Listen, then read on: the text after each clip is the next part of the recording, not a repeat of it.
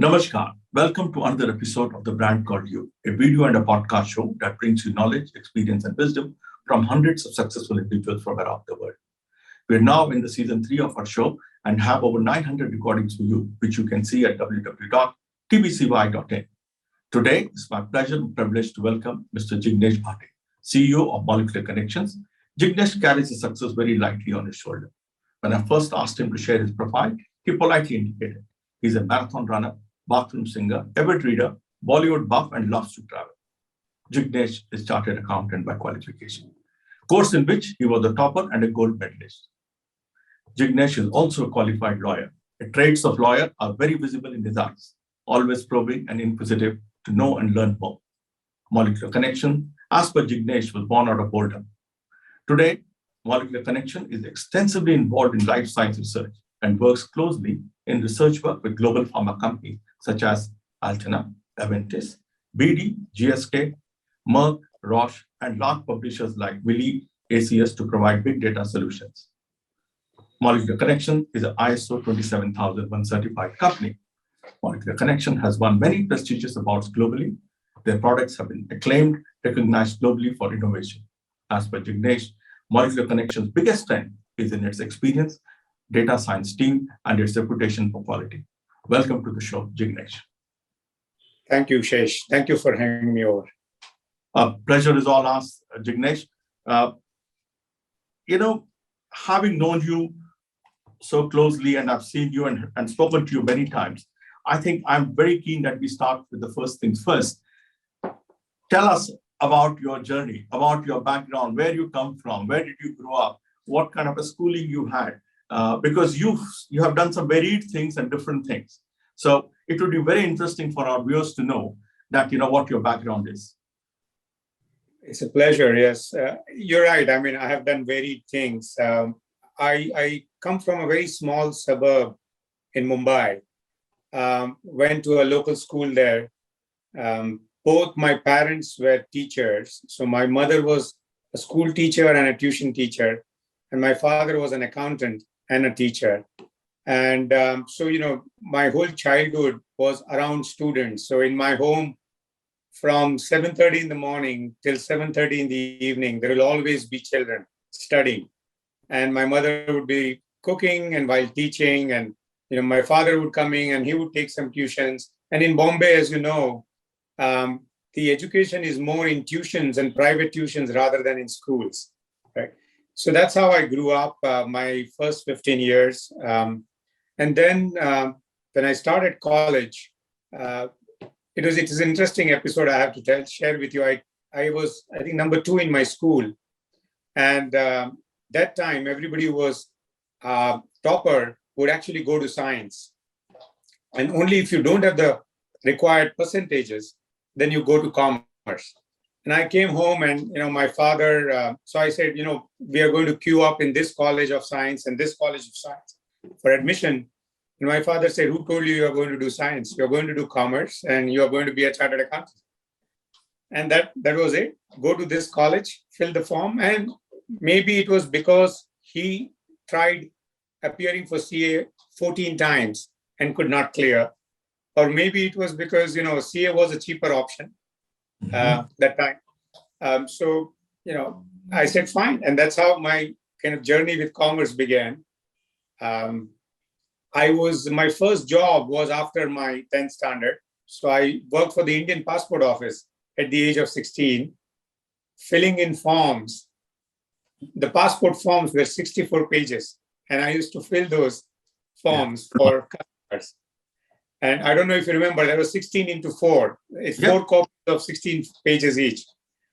So morning college, afternoon passport office, evening giving tuitions and studying.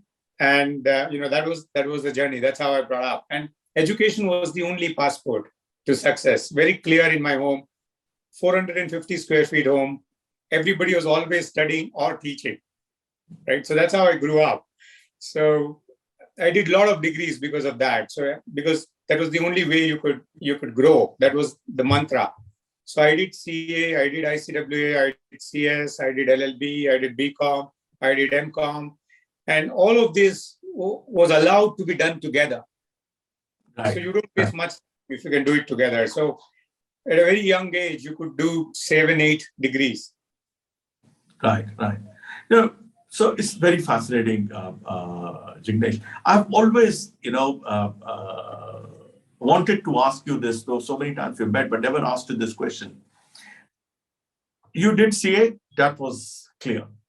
You went on to do law after that, which is, I'm trying to still draw a little connect between that to an extent I can draw.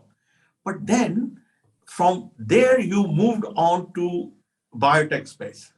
Now, obviously, if one turn was puzzling, but this turn is absolutely puzzling, So what is this? How did you go about doing this? I'm a big fan of what Steve Jobs once said, how you connect the dots, you never know. Right. And he did calligraphy course in college and he came up with the Apple fonts. Similarly,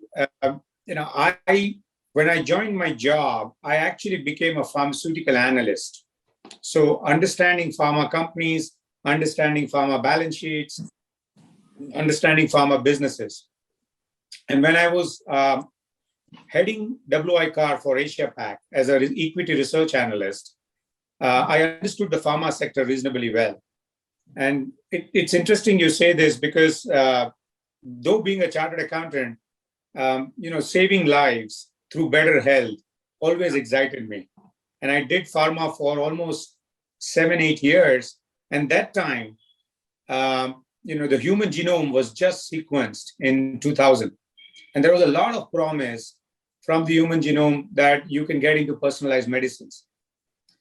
And because I was heading Asia Pac, I was in Hong Kong, I had very good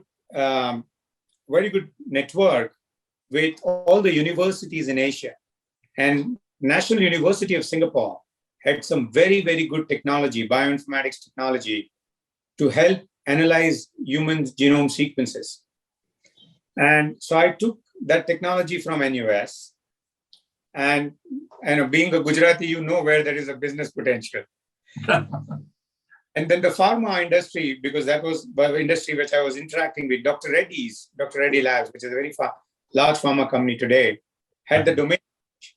So it was very easy for me to marry these two. So the technology from NUS, the domain knowledge from Dr. Reddy's, and that's how actually Molecular Connections was born. And today we are amongst the largest bioinformatics companies in the world. Wow. Very interesting. I have to ask you this. I just heard you use the word bioinformatics. Now, talk to us, tell us a little more about it. What exactly is the nature of work you people undertake and what exactly do you do? And how does it impact the larger population or the larger industry per se? Sure. So as you know, typically it takes about $1 billion and about 8 to 10 years to bring a molecule from research to market. So the drug discovery research is a very complex, long gestation and a very capital intensive process. So typically $1 billion in 10 years. So you can imagine, and there are attritions. Out of every 100 drug that you try or every 100 molecule that you try, one becomes a drug. So it's very capital intensive.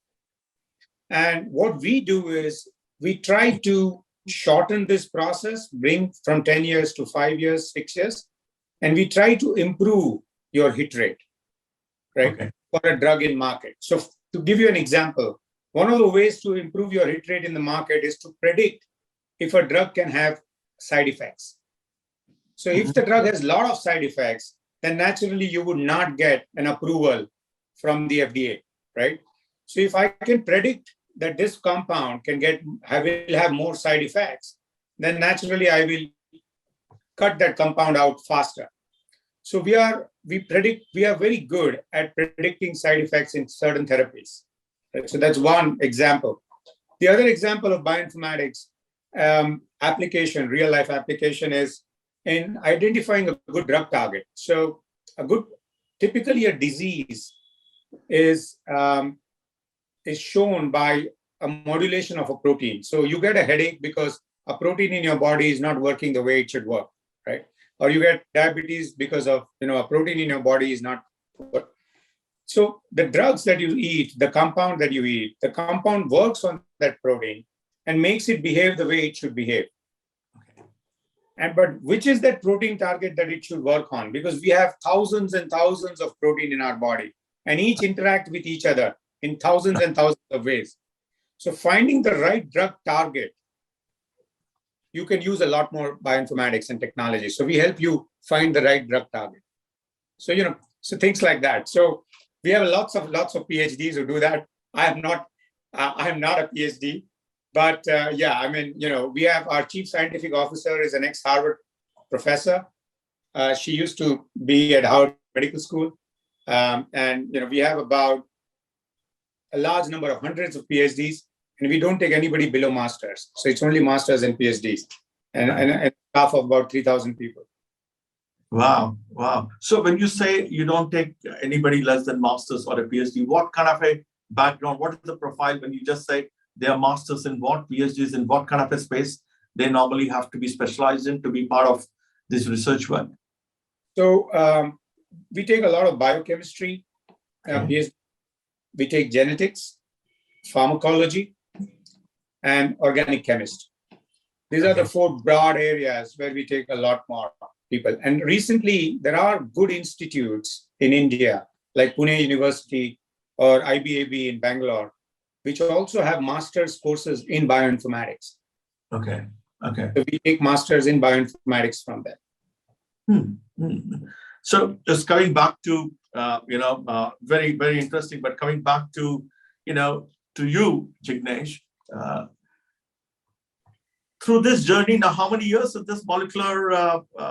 Almost 20 years. It'll be 20 years next year. It'll be 20 years next year. Now tell me one thing, in this 20 years, what has been your biggest learning? A good question. I think perseverance. I think if I have to say one word from an entrepreneurship perspective, and I'll give you a reason. I'll give you an example. So in 2003, when we started the company, I went to Merck, in Rahway, in their research center. And, after standing outside the research office for almost an hour in snow, right? They let me in. And when I made my pitch that, we can do bioinformatics in India, they actually looked at me as if I have come from Mars or Venus, It was a tough sell. It was a really tough sell. And, today the same company would send me a car to pick me up from the airport, and we collaborate with them very extensively. So I think we were to some extent ahead of our time, and we were not wedded to our business model of licensing IP. We changed our business model to services very quickly, but we persevered. We changed, we were flexible, but we persevered. We didn't give up from an entrepreneurship perspective. Most of my top scientific team is from abroad. Right. They work abroad, and we brought them here to Bangalore to work with us. Right? Right. And again, that was not there 20 years back. Right. It was not there. It was a tough mountain to climb. Now it is much more easier. Now, because thanks to IT, India is on the global map, and outsourcing is very prevalent, and people know that, India can do good tech. But in those days, especially in pure tech, purely domain intensive, like bioinformatics, which is a very domain intensive subject, it was difficult to. So my biggest learning was persevere. If you persevere and you bootstrap, right? You don't burn too much cash, which seems to be Greek and Latin in today's world, that you don't burn too much cash. Correct. But look at companies who are, they seem to have very deep pockets. They seem to have very deep pockets, whether their own or of the VCs. But yes, they are deep, and they spent. And we were bootstrapped completely. So I started with one employee, and he's today also an employee in the company after 20 years. So it was a small 350 square feet office. Today we have more than 350,000 square feet offices across India. So yeah, you have to keep bootstrapping and keep persevering. That was my biggest learning. Absolutely. So, Jignesh, walk us through and tell us, when you recently, when there was COVID and the vaccines were being worked on, and India was in the forefront of the vaccine race, and and what India, to its credit and to the credit of all the scientists and the pharma companies, they have come up with wonderful vaccines here in India, which are giving some enormous, fantastic results. But when you talk about the global viewpoint, there are a lot of people who keep constantly questioning the data integrity as far as India is concerned. Now, why is that? Is it well founded? And how and what is it how do you people overcome it? How do you deal with that? This mindset, or I'm using the word mindset because it's a challenge which even I face in my business and my industry as well. So I just want to hear from you, because yours is a lot more complex. Shesh, you have hit the right note on this. And I think it is only our work which will prove ourselves. It will only be what you do for the community, for the world at large, which will prove ourselves. I mean, I don't think the quality of what we do in any way is inferior than anybody else.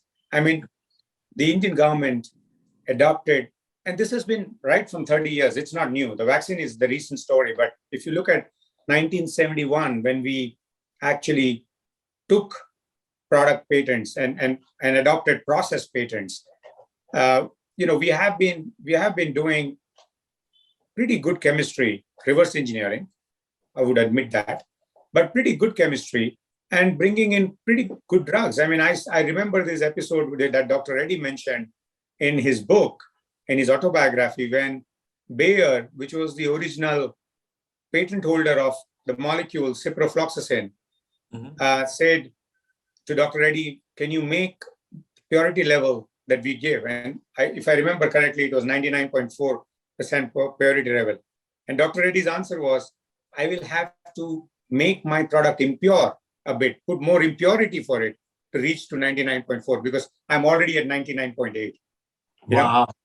So our science is no less. I think, look at it this way, right? India is the largest volume market in terms of pharmaceutical market in the world. Yeah, but in terms of value, it is not even among the top 25 or top 50. And that is because our prices are low. And we could afford these low prices because of our reverse engineering skills. And I have no problems in admitting that yes, some use the word copy, some use the word reverse engineer.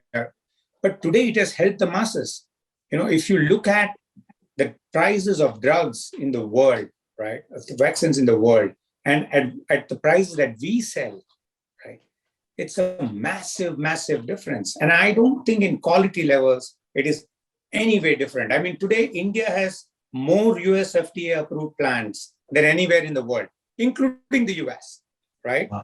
It has more MCA approved plants than anywhere in the world, including the UK, right? So, and these are international approvals for our product. So, I personally feel India has done a yeoman's service to the pharma world at large by keeping prices at bay by its great science. And yes, it is reverse engineering. It is not basic research. But once we gain that critical mass, I am fairly confident that we would also bring out our own molecules to the world. Wow.